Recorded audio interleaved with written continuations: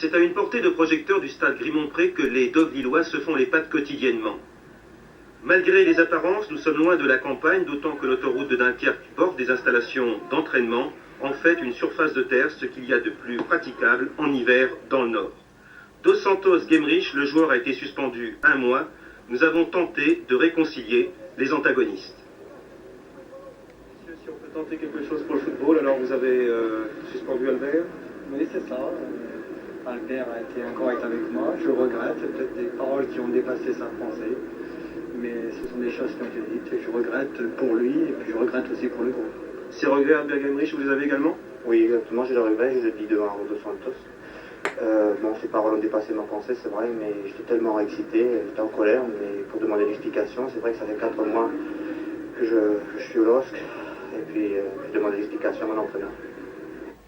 Guemerich était arrivé à l'intersaison comme le défenseur de Bordeaux Kourichi, la 3e et dernière recrue n'étant autre que l'ex-monégasque Didier Christophe. Possibilités, on en a beaucoup, mais je crois qu'on est justement, on n'a pas l'air de s'en rendre trop compte. Je crois qu'il faudrait qu'on ambitionne un peu plus haut pour pouvoir exprimer au mieux ses possibilités, nos qualités, et je crois que c'est là le défaut majeur qu'on a à Lille. L'autre caractéristique lilloise de la saison, c'est des séries en dents de scie. Le LOSC était dernier au soir de la 12e journée, puis ce fut une remontée spectaculaire jusqu'à la 8e place, mais depuis la trêve, 0 point. Muslin, ex-Étoile Rouge de Belgrade, est l'un des 2 étrangers. L'autre, c'est l'avant-centre turc Vérel. Et malgré Pascal Françoise, on a du mal à envoyer le ballon derrière la ligne de but adverse. Les derbys sont toujours très très passionnels dans le Nord. C'est vrai que Lens occupe une place privilégiée, mais je pense qu'on peut les inquiéter malgré tout l'enthousiasme de leur public. Mais je crois que les relations entre joueurs et entraîneurs, parce que Gérard étant mon ami, je pense que les débats seront à la hauteur, c'est-à-dire un combat d'hommes, mais dans toute la loyauté qu'il peut y avoir et dans toute la noblesse du football. Donc ce combat d'hommes dans la nuit lensoise, 2 équipes qui portent le couleur habituel, les Lillois en blanc, les Lensois en jaune. Beaucoup d'ambiance dans le stade car le derby avait attiré encore hier soir 30 000 spectateurs dans ce stade de Bollaert en chantier en perspective du championnat d'Europe des nations. Du reste, il fait bon vivre une grande soirée de football à Lens.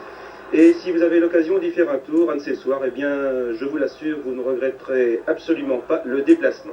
Pas de répit en début de match, Leclerc.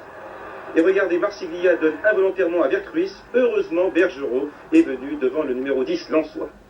Avec cette touche pour Lens, nous sommes maintenant à la 5e minute du match. Un centre-tir de Brisson boxé par le gardien lillois. Où va retomber le ballon? Voilà la réponse. Contre-attaque du LOSC. Avec ici le rapide yougoslave Muslin.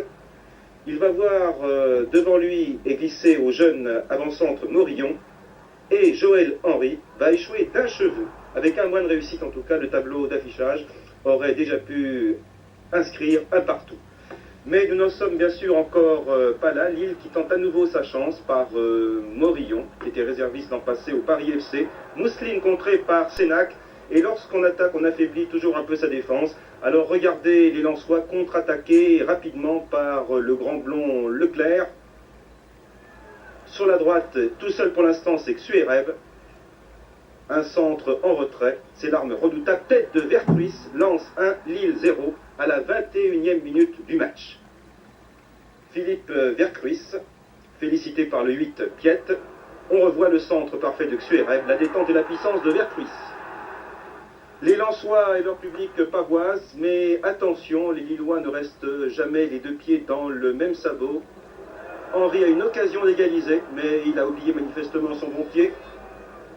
Lensois, Lillois, on s'aime, mais jusqu'à un certain point, M. Bakou affiche 2 cartons pour Sénac et Vérel, qui se livraient à un match dans le match, et le coup franc qui s'ensuit, Christophe, qui fait trembler encore une fois le stade Bollaert. En dehors de ces escarmouches, Lens assoit sa supériorité, centre de Brisson, et regardez Vercruis, comme au billard russe, mais là, la boule passe à côté du trou. On approche de la mi-temps. Petite faute sur Muslin, l'action se poursuit avec 2 jaunes manifestement à la limite du hors-jeu. En tous les cas, le ballon est pour Ogaza et Vercruis ne va pas 2-0, 42e minute. Toujours Vercruis, félicité, toujours par le même, le numéro 8, Piet.